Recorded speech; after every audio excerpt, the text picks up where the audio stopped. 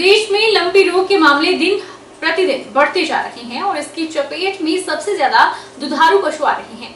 3 महीने से फैली इस बीमारी की रोकथाम के लिए सरकार और संबंधित विभाग कोई भी ठोस कदम नहीं उठा रहा। जिला कांग्रेस अध्यक्ष एवं नूरपुर के पूर्व विधायक अजय महाजन ने कहा कि प्रगतिशील हिमाचल के नाम पर सरकार अपने प्रचार के लिए करोड़ों की राशि उड़ा रही है, लेकिन गाय और गौवंश में विकराल रूप लेती जा रही लंपी बीमारी को रोकने के लिए कोई भी कारगर कदम नहीं उठाए जा रहे। किसानों को अपने स्तर पर ही इस बीमारी से लड़ने के लिए छोड़ दिया गया है। हालत यह है कि प्रतिदिन अनेक पशु बिना इलाज के तड़प कर प्राण त्याग रहे हैं। महाजन ने कहा कि जिला कांगड़ा के साथ साथ नूरपुर क्षेत्र में भी बीमारी लगातार बढ़ती जा रही है। महाजन ने कहा कि एक तरफ केंद्र सरकार 8 विदेशी चीतों को लाने के लिए करोड़ों खर्च रही है, लेकिन गाय और गौवंश के संरक्षण के नाम पर वोट देकर सत्ता में आई डबल इंजन की सरकार अब वंश की सुध नहीं ले रही। इससे बड़ा दुर्भाग्य क्या हो सकता है। त्राही मची हुई है। हर गांव में सैकड़ों की तादाद में जो है हमारे जो पशु है वो खत्म हो रहे हैं और जो एक किसान है इसकी सहायता के लिए सरकार आगे नहीं आई। पीछे प्रगतिशील हिमाचल के नाम पे करोड़ों रुपए खर्चे गए और इन गरीब किसानों को एक पैसा नहीं मिला। जो इनको मैंने पहले भी एक डिमांड की थी, पहले तो उनको दवाइयां देनी चाहिए थी। अगर आप वो उसके लिए कोई स्पेशल टीम्स नहीं बनी दवाइयां देने के लिए, और उसके बाद मैंने कहा था कि इनको उचित मुआवजा मिलना चाहिए। आजकल एक कोई भी गाय जो है, दुधारू गाय जो है, उसे 50,000 से कम कोई अच्छी गाय नहीं मिलती और इसकी वैल्यू जो है 1 लाख तक भी चली जाती है।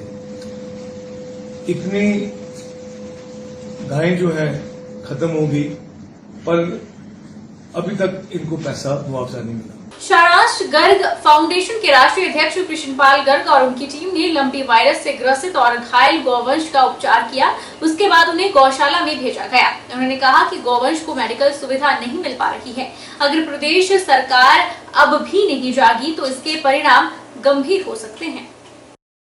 जिस तरह ये लंपी वायरस के खिलाफ एक मुहिम शारांश गर्ग फाउंडेशन की तरफ से चलाई जा रही है, तो ये मुहिम जिस प्रकार गौशालाओं के साथ जुड़ी पंचायतें, ग्राम पंचायत जवेड़, स्वारी, जोड़, चौकी मनियार, कैंट, टकारला, बड़ूही या इधर चिरडू वगैरह जितने भी गौशाला के साथ हमारी पंचायतें जुड़ी हैं, वहां पर तकरीबन ये अभियान चलाया जा रहा है।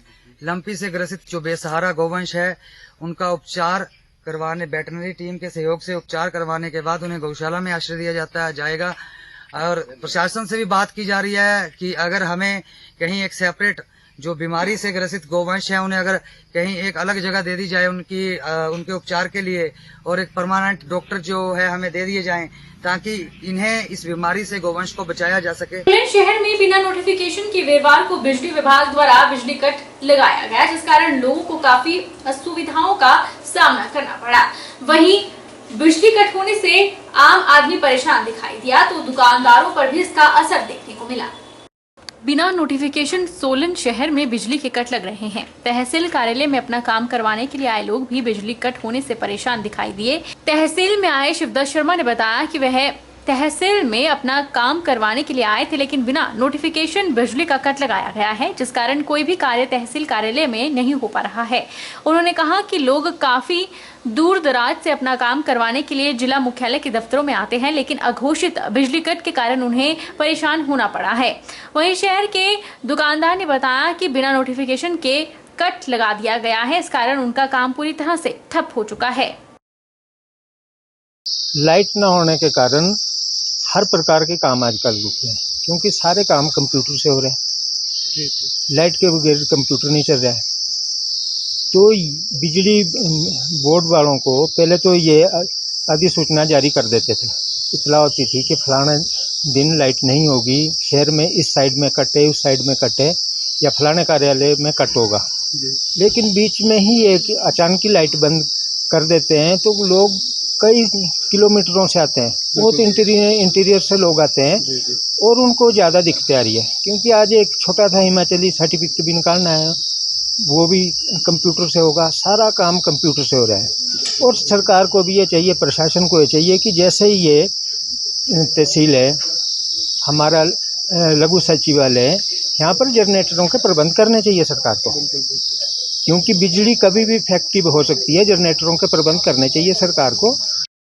बता दें कि वीरवार को बिजली विभाग द्वारा बिना नोटिफिकेशन के बिजली का कट लगाया गया था। तकनीकी खराबी आने के कारण बिजली लाइन में किसी तरह का फॉल्ट सामने आया था, जिसको करीब 1.5 से 2 घंटे के भीतर विभाग द्वारा ठीक किया गया, लेकिन इस दौरान लोगों का काम बिजली कट होने से प्रभावित। आजादी के अमृत महोत्सव के उपलक्ष्य पर दिल्ली से शुरू हुई बाइक रैली गुरुवार को बिलासपुर पहुंची। इस बाइक रैली के बिलासपुर पहुंचने पर चेतना संस्था की संस्थापक डॉक्टर मल्लिका नड्डा की अगुवाई में शहीद स्मारक में स्वागत किया गया। इस दौरान सदर विधायक भी मौजूद रहे।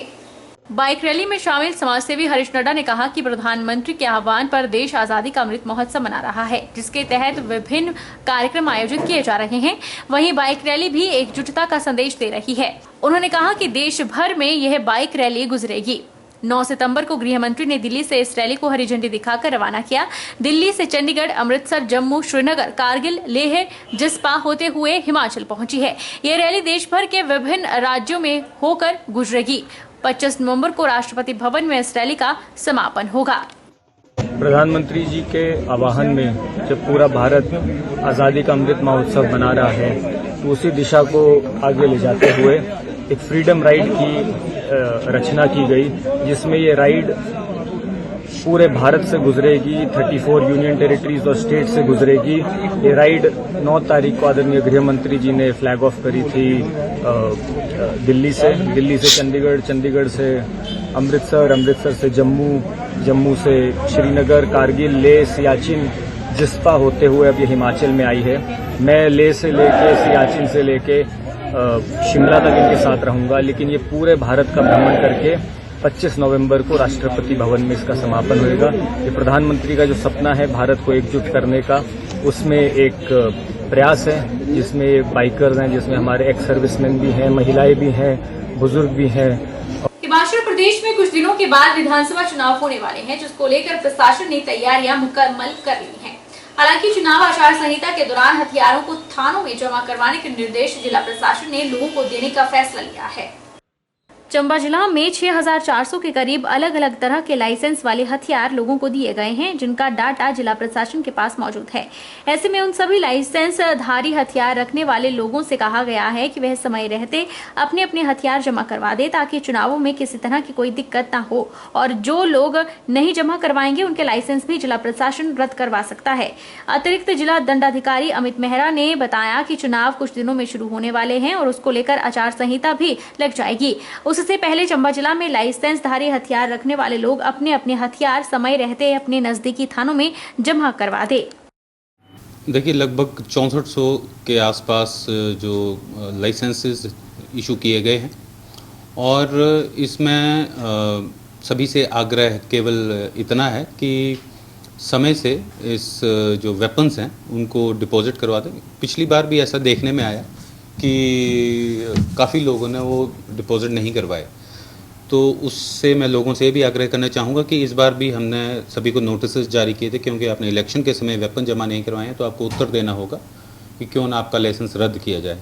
तो हम ऐसी परिस्थिति चाहेंगे कि ना आए, और यदि लोग अभी से वेपन अपने डिपॉजिट करवाना शुरू कर देते हैं तो वो जो रश होता है ड्यूरिंग इलेक्शंस, हमारा काम भी सरल होगा और लोगों के लिए भी बहुत सहूलियत होगी। अध्यापक वह है जो बच्चों को शिक्षित कर देश का भविष्य उज्जवल करता है, और देश के विकास में गति डालने में अहम किरदार एक अध्यापक का होता है। लेकिन जब अध्यापक अपने कर्तव्य को न निभाते हुए सिर्फ खाना पूर्ति ही करता है, तो उस देश के बच्चों का भविष्य अंधकार में फंसने से कोई नहीं रोक सकता। लेकिन शिक्षा के मंदिरों पर सवाल खड़े होना शुरू हो गए हैं। इंदौरा विकास खंड के अंतर्गत आते गांव माजरा में एक प्राथमिक और राजकीय उच्च पाठशाला है, जिसमें लगे अध्यापक ना ही समय पर आते हैं और समय से पहले छुट्टी कर अपने घरों को भी चले जाते हैं, जिससे उनके गांव के बच्चों का भविष्य अंधकार में लटकता नजर आ रहा है। इतनी पगार लेकर भी अगर अध्यापक सही ढंग से ड्यूटी नहीं कर सकते हैं तो ऐसे अध्यापकों को निलंबित कर घर बिठा देना चाहिए। वहीं जब पत्रकार पाठशालाओं में देखने गए तो जो आरोप गांव वासियों ने लगाए थे वह सत्य साबित हुए और दोनों पाठशालाओं को दोपहर 1 बजे ताला लगा हुआ था। स्कूल के बच्चे चक्की खड्ड के किनारे की तरफ कुश्ती करते नजर आए। अगर स्कूल समय सारणी के तहत अब बच्चों को कोई चोट लग जाती या कोई बड़ा हादसा बच्चों के साथ होता तो इसके जिम्मेदार कौन होगा? स्कूल के अध्यापक या शिक्षा विभाग जिम्मेदार होगा?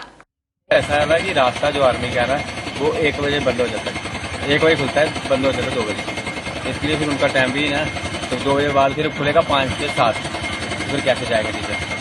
आपने आपके गांव में कोई अस्थायी रास्ता भी बना है, पुल बना है? सर बना है, अभी बना है। अच्छा जी। हाँ जी। तो उस रास्ते से नहीं कोई जाता? सर लोग सर जाते हैं सामान लेकर अपना। अच्छा जी। स्कूल के अध्यापक नहीं जाते उधर? नहीं सर, वो तो नहीं जाते। स्कूल 1 बजे बंद हो रहा है आपकी नॉलेज में है? सर 9 बजे।